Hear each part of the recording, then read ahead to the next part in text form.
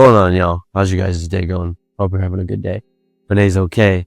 As I'm sure you can tell, I've been sick for the last, I think, like week and a half. It just gets worse. I'll wake up one day feeling perfectly fine, and then the next day I'm crap again. So I apologize in advance for my throat and to the way that I look.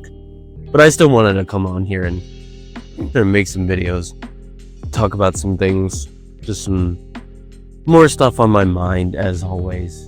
And today is going to be about how YouTube is starting to become the new cable, the new television. And don't get me wrong, I don't want to say it's a bad thing, or I don't want to say it's something that is, I guess, something that's ruining it. Because obviously, at any point in time, you could say that YouTube has changed, right? Like if you go look, which if you haven't, I highly suggest you do, to go look at the original, and I mean the very first YouTube videos ever made. So like way back in 2008, I think his name is Jawd on YouTube. It's like JAWD, something like that, where he's at the zoo. I'm pretty sure that's the first YouTube video ever made. And if you go look at that YouTube video and you compare it to now, obviously, yeah, it's going to look really different. And, you could be grumpy about it and you could say stuff like, oh, times have changed. They're changing things too much. They're ruining it, right? Like it's not the same. They're going too corporate. Because YouTube has gone through so many changes. Like you wouldn't even believe, just the different eras. And you could apply that to just about any type of organization, right? Like the first thing I think of is, for some reason, I don't really know why, but I think of FaZe, the Call of Duty clan. And if you're not familiar, it was basically just a trick-shotting clan that very slowly became more corporatized and slowly stopped being about trick-shotting, because that was the focus for such a long time. And then they ended up obviously disbanding.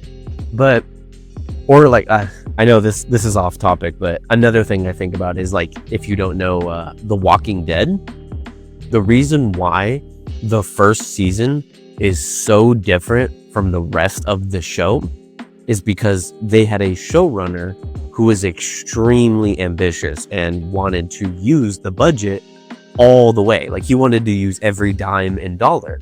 And then they ended up telling him, yeah, you can't do that again. You can't use that much money if you're going to continue making or being the showrunner of the show. And so he said, fire me. I don't want to do it if you're not going to let me. And that's a really, noble thing. But, man, every time I go on YouTube now, I feel like I'm starting to see more and more organizations. And again, it's not a bad thing at all, right? It's great production, great, videos, great whatever, ideas, creativity. They're able to do things, right? Like you think of Beast Games, right? Like you don't really typically see people doing stuff like that. Or even Nectar, you might think of. Like, it's not even necessarily YouTube channels anymore. It's not even necessarily people that are coming up with these ideas. It's entire organizations. And like I keep saying, I've said it multiple times already, it's a great thing, and I'm glad to see YouTube going in a direction that is more ambitious and creating more variety, if you will. But like all things, things can't be good forever. And the bigger you get, the less room you have to go. And so I, in my opinion, am already starting to notice just the quality of these organizations, or the quality of just the standard of YouTube is not the same. And like I said, you could pick any point in time with YouTube or with social media in general, and you could see the same thing happening where things change and they get worse, if you will. But I don't know. I know I said this before, but like Nectar specifically, it's like I don't think my problem with these organizations is that they're an organization, right? Like, my problem isn't the fact that it's corporatized. My problem isn't that they are, I guess, they have more means to do things. My problem comes from the fact that it inevitably makes it to where that becomes the standard. So even if their intention isn't to, I guess, take over, if you will, they inevitably end up doing so. Because if you want to engage in the same ideas, if you want to engage in the same field, that is the standard. That is what people are going to be looking at. That is what people are going to expect of you. And there's nothing wrong with that. But I feel as though that it takes away.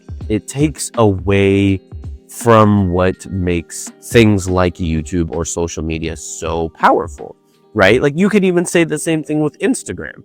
And I know I've said this before millions of times as well, but you know, Instagram used to just be about posting random crap and just laughing at your friends and laughing at random things, or even just seeing what people were up to now.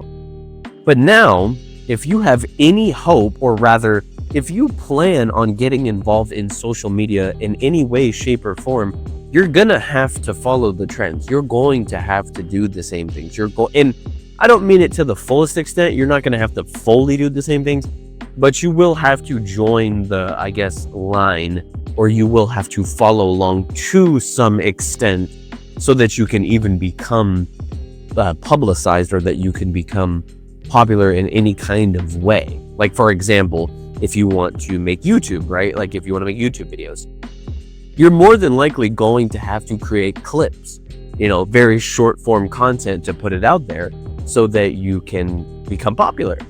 And in the same way, you know, you go on YouTube now, and if you have a hope of making some sort of topic or some sort of very ambitious thing, it's got to have the production, it's got to have the team, it's got to have the quality, right? Like high value equipment, high value cameras, scenery. You got to be able to rent out places.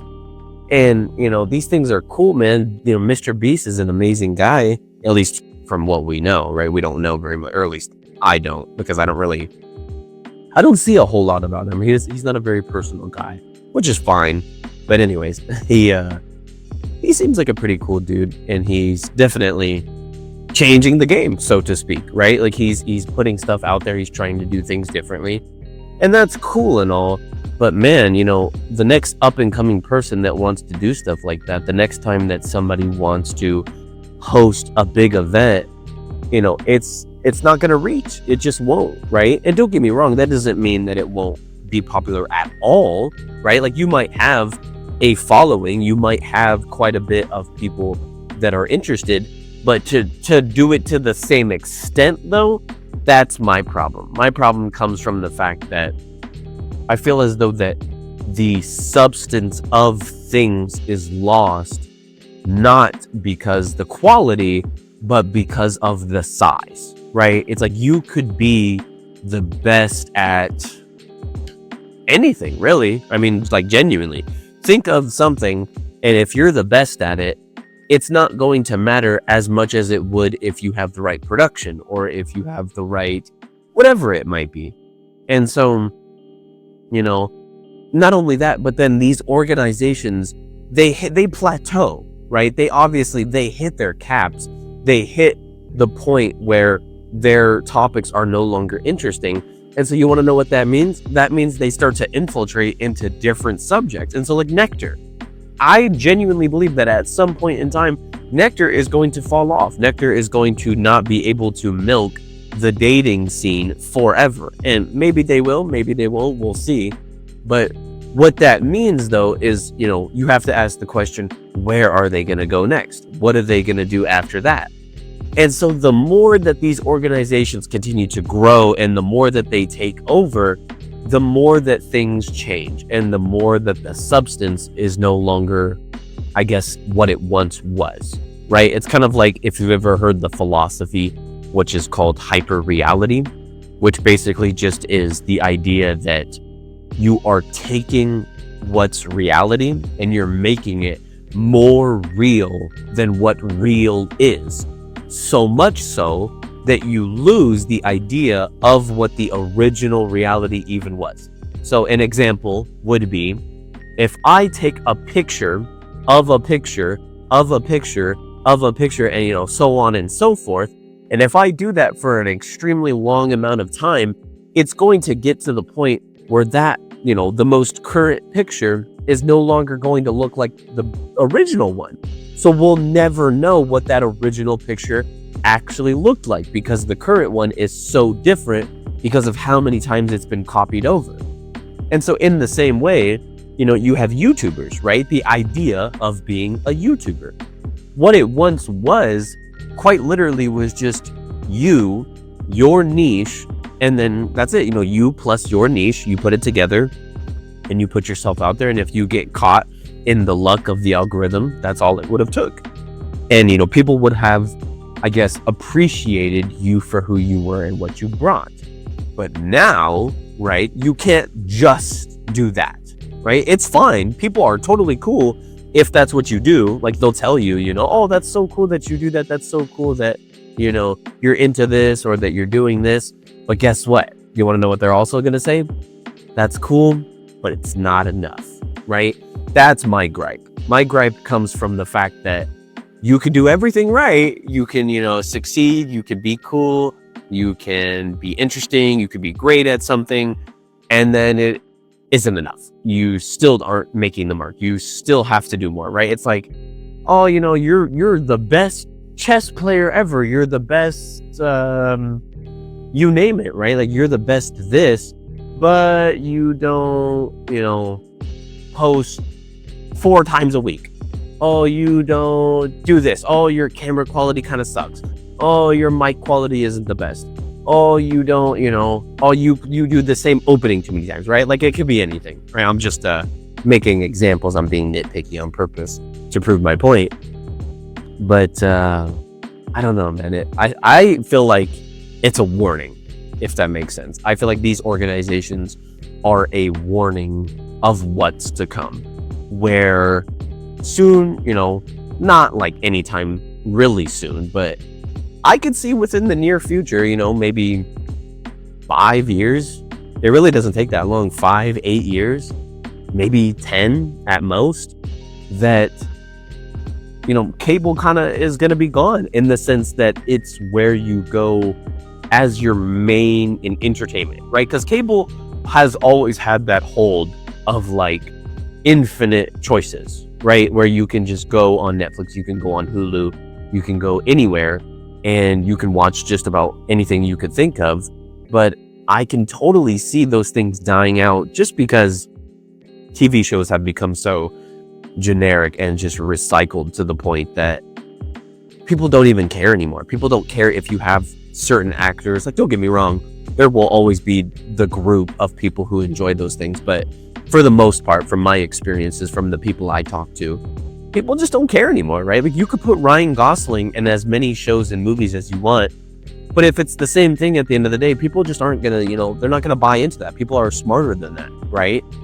And so, my generation, at least, we have it now where our celebrities are streamers. Our celebrities are YouTubers, right? We don't necessarily, like, don't get me wrong, they still are celebrities, like people like Ryan Gosling and whatnot. They are celebrities, but not in the way that they were for the previous generations, if that makes sense, right? Like, our version of the way we see celebrities is a lot more to do with streamers, right? Specifically streamers. Like, I literally saw an Instagram reel, I think it was today. It was either today or yesterday, somebody was recording the cameramen recording streamers, and they were at this event, I guess. And you had on the left side, it was all of the cameramen. So they were all sitting right next to each other. And then on the right side, you had all of the different streamers, and they were all sitting down in a circle. And so you literally had 6 cameramen, and then you had 6 streamers right next to each other, right? And they're just at this event. They're not even necessarily doing anything in particular. They're just sitting there talking. And it's like, that's just the norm now. The norm is like just I guess filming you do anything, really, like just kind of existing, like everywhere you go, every time you want to go outside, every time you want to go to an event, every time you are on a show, every time you're on another person's channel, right? Like, the content is just following you around. And if you don't have somebody following you around everywhere you go as a streamer, you're never going to keep up with the other streamers, right? Like, you're just not going to be at that level, so to speak. And again, it doesn't even have to be like there's something. I got a piece of hair in my mouth. Sorry. It's not even necessarily that there's something wrong with you. It's not even necessarily like, you're not doing something right. That's just the things you have to do now, right? Like, it's like, I don't know, like if you want to make cars, right? Like if you want to be the next person who invents a car, well, guess what?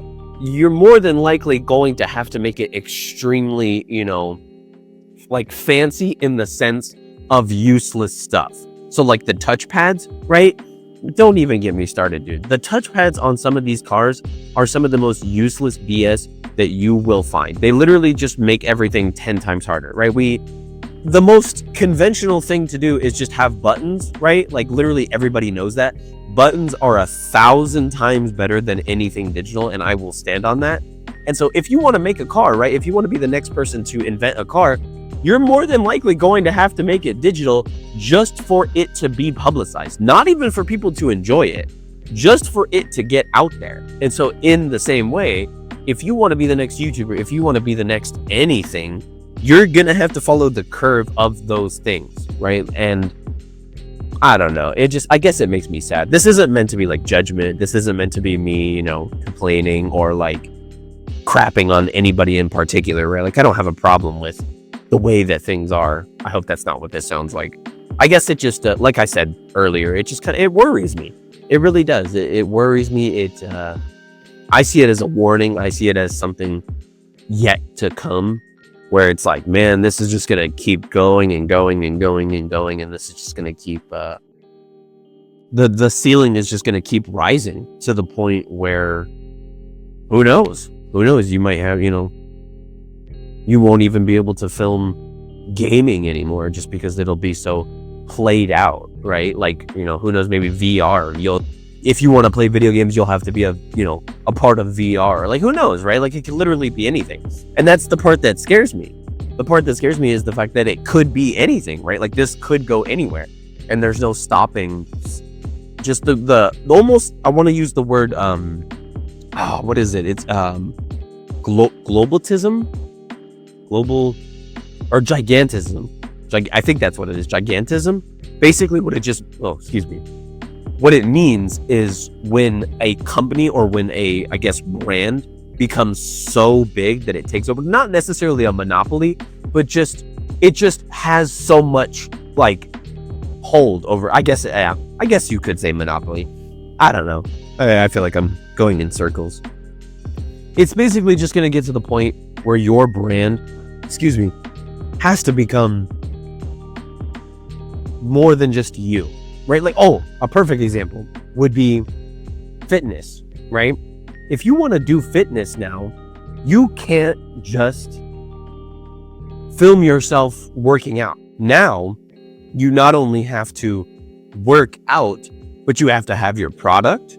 You have to have people with you, right? Like people like Bradley Martin, who almost always has somebody with him, right? Like it's like a podcast basically, which again, there's nothing wrong with that, but that's the norm. That's just the way that it is now. And so you have to have your product, you have to have your people, you have to have your cameraman, you have to figure out a brand new workout that's never been done before, which I'm being sarcastic about. And you have to figure out what the new pre-workout you're going to make is. You're going to have to figure out the new t-shirt that you're going to sell. You're going to have to figure out a new, catchphrase. You're going to have to figure out a new physique to sell, right? Like you're always going to have to improve something that goes beyond the point of even working out in the first place. And so you end up losing the meaning. You end up losing the whole point of even being there in the first place, right? Like you have plenty of fitness people who are trying to sell you something that has been the same thing always, like pre-workout. A lot of pre-workout is mostly the same thing. And even if it is different in some way, it's so minuscule that it doesn't even make a difference, right? Like it really doesn't end up doing anything. And so anyways, it's just, I don't know. It just makes me sad because I watch a lot of older YouTubers. Like I still right? Like I'll go back 10 years, 15 years and just watch YouTube videos from, like I said, like 10, 15 years ago. Like I will watch YouTubers from such a long time ago because I just feel like they do something so differently that the current YouTube just can't do. It's just not the same. And I wouldn't even be able to articulate it to you. But yeah, I don't know. I guess we'll see. I'm sure it'll probably do more good than it will harm. I guess this was just something that was on my mind and I wanted to talk about. So let me know what you think down below. If you agree, disagree. I hope you enjoyed this video. Thank you for watching.